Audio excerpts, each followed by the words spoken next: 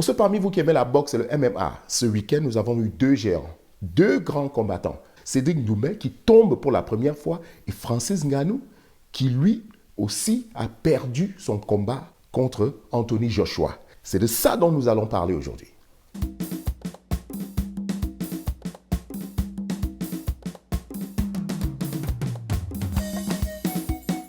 Alors, je vais commencer par le combat avec Cédric Doumbé et Baki. Il est très important de connaître ces deux combattants. Alors, beaucoup de gens ne savent pas que Cédric Doumbé n'avait que 5 combats quand il va combattre contre Baki. Et il a gagné tous ces 5 combats.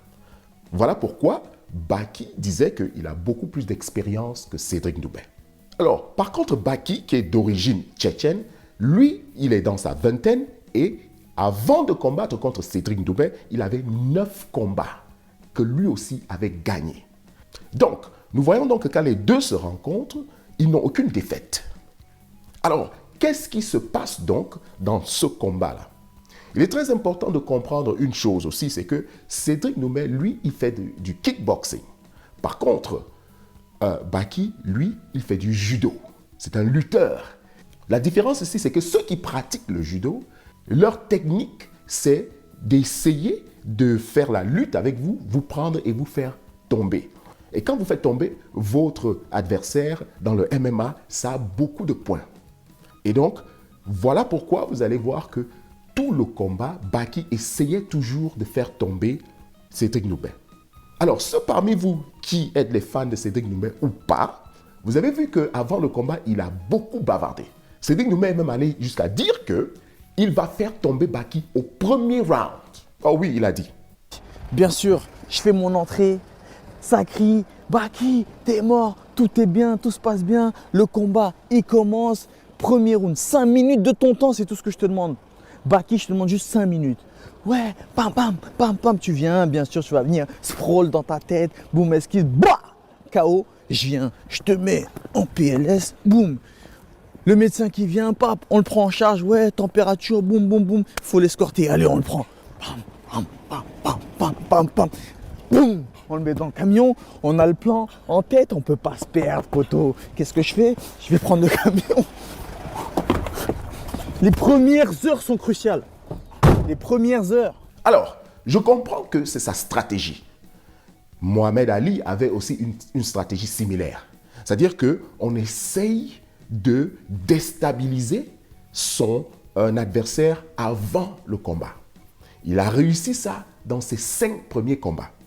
Quand vous adoptez une stratégie que moi j'appelle une stratégie d'arrogance, peut-être que dans sa vie, il n'est pas comme ça. Il paraît que c'est un homme calme et la plupart de ces lutteurs sont calmes parce que quand vous pratiquez les arts martiaux, on vous dit que le calme est très important. Donc, je peux croire qu'il n'est pas comme ça dans sa vie normale. Mais la stratégie qu'il adopte est une stratégie arrogante, je dois dire. Ça attire beaucoup de publicité, oui, ça fait peut-être payer beaucoup d'argent, mais dans le combat même, il porte beaucoup de fardeau sur son dos. Non seulement il minimise ses adversaires, mais aussi il fait des promesses qu'il doit absolument livrer. Au premier round, Cédric Doumbé va tomber 4 fois. C'est-à-dire qu'il va perdre le premier round misérablement.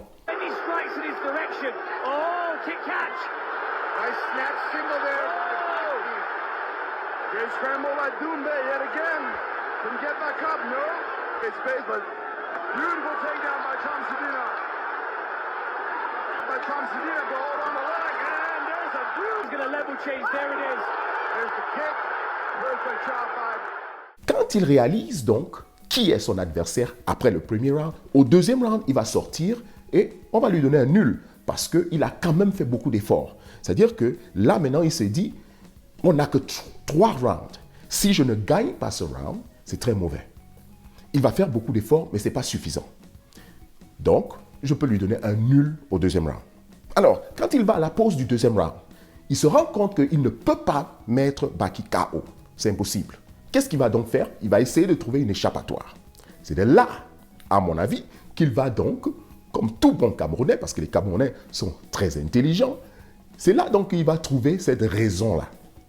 Parce que quand il entre donc au troisième round, il commence à combattre, À un certain moment, il dit il a quelque chose sur son pied ou alors son orteil. L'arbitre ne voit rien. Alors, on doit comprendre quelque chose parce qu'il y a certaines personnes, surtout ceux-là qui supportent Cédric Doumbé, parce qu'effectivement, Cédric Doumbé a perdu, ça fait mal. Il y a certaines personnes qui se disent oh non, c'est la faute de l'arbitre. On doit comprendre une chose sur le MMA. Quand on entre dans l'octagone, comme on appelle, dans la cage, il n'y a pas de règles. Si vous vous rappelez bien de la manière dont Francis Ngannou combattait, surtout dans son combat contre Cyril, il avait l'habitude de piétiner ses adversaires. Alors vous voyez donc que quand Cédric dit qu'il y a quelque chose, soit un verre, soit un bout de bois qui est entré dans son orteil, l'arbitre regarde et lui ne voit rien. C'est très délicat en ce moment-là, parce que dans l'octagone, tout est permis. Même dans le cas où il s'était cassé le pied, ça compte comme une perte contre lui. Si même on le voyait boiter et qu'il dit, écoute, je veux arrêter le combat, c'est fini, il va perdre. C'est comme ça que ça se passe dans le MMA. C'est comme ça.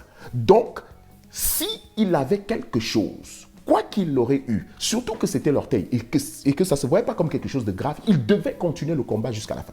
Mais Cédric Doumbé est très intelligent, il connaît. Lui va trouver une échappatoire pour dire, dans l'octagone, il y avait un verre peut-être cassé ou bien, je sais pas, une aiguille, une pierre, un bois et tout. C'est ce qu'il va essayer de dire.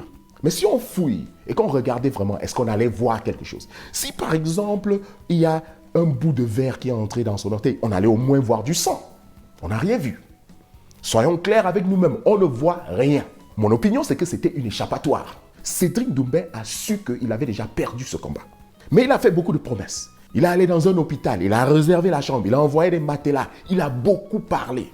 Il fallait trouver une échappatoire. Voilà pourquoi il vient avec cette histoire. Il a trouvé que c'était mieux qu'il perde de cette manière-là. Comme ça, on allait oublier tout ce qu'il a promis. On allait dire non, c'est pas de sa faute, vous voyez, c'est l'arbitre qui a fait, il y avait un verre qui est entré dans son orteil, tout le monde a vu, on a montré des photos et tout. Soyons honnêtes avec nous-mêmes.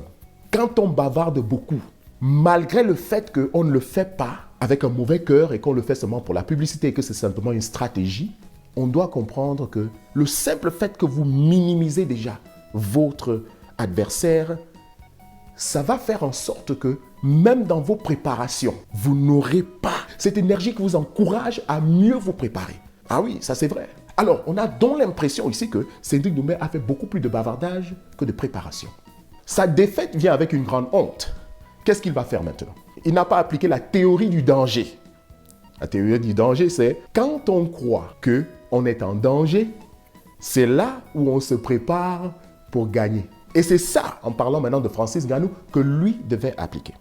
Francis Ngannou, quand il entre sur le ring pour sa deuxième fois, il entre avec l'esprit qu'il a déjà gagné le champion du monde de boxe. Et donc avec ça, il ne s'est plus préparé comme il l'avait fait dans son premier combat avec Tyson Fury. C'est-à-dire que ce qui s'est passé avec Francis Ngannou, c'est exactement ce qu'on attendait qu'il allait se passer avec lui contre Tyson Fury. On allait le mettre KO au premier ou deuxième round. Non, il ne pouvait pas supporter 10 rounds et tout. Non, c'était impossible.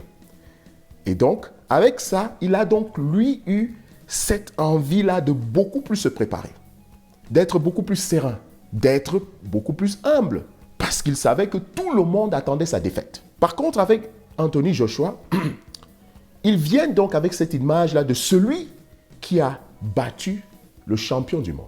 Après son combat avec Tyson Fury, a commencé à avoir beaucoup plus d'attention. Il y a des compagnies qui viennent derrière lui, qui veulent travailler avec lui et tout.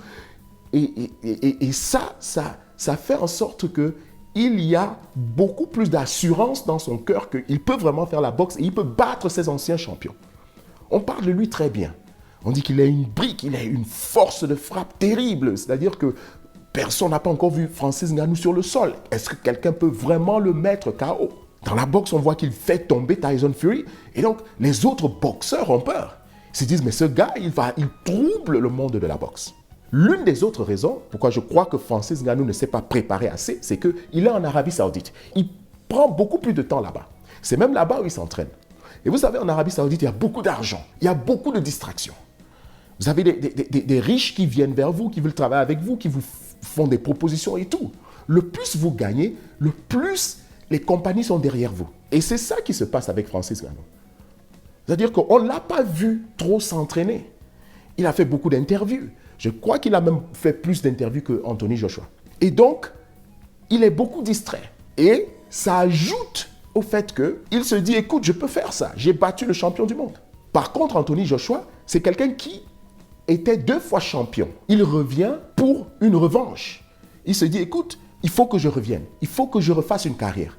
Donc, lui, il est en mode revanche. Voilà pourquoi vous allez le voir. Il n'a pas beaucoup parlé. Il était très serein. Il était beaucoup plus humble.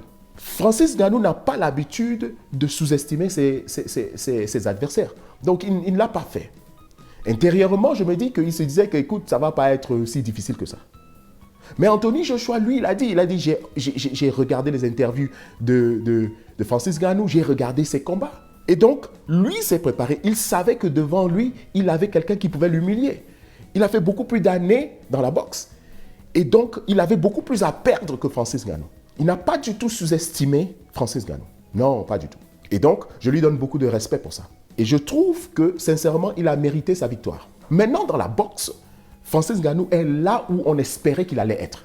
C'est-à-dire que ça faisait peur au monde de la boxe qu'on voie quelqu'un du MMA venir et prendre la boxe complètement. C'est quoi cette histoire? Mais ce gars vient, il met le champion du monde à terre et tout, et il commence à effrayer. Il est là où on voulait qu'il soit. Donc, il n'a rien perdu. Et aussi, je trouve que c'est bien pour lui. Maintenant, il va prendre cette carrière beaucoup plus au sérieux. C'est-à-dire qu'il ne faut pas qu'il soit très découragé, qu'il se dise « Oh non, j'ai perdu ». Non, non, non, non. Il est là où il devait être. Alors, quelle est la leçon que nous devons tirer dans ces 2 combats? C'est l'humilité. Soyons beaucoup plus humbles. Il y a beaucoup de distractions tout autour. De nos jours, dès que vous avez gagné un peu, vous êtes une star, vous avez beaucoup de gens qui vous suivent derrière, il y aura beaucoup plus de distractions. Que ce soit la boxe ou les arts martiaux, ça demande beaucoup de préparation, beaucoup de calme et beaucoup d'humilité. De nos jours, l'argent et la popularité est beaucoup plus importante que la dignité que nous avons pour les autres êtres humains. En conclusion, j'aimerais encourager les 2 combattants, que ce soit Cédric et Francis, et je sais que dans leur prochain combat, ils vont changer de mentalité. Merci beaucoup d'avoir suivi cette vidéo.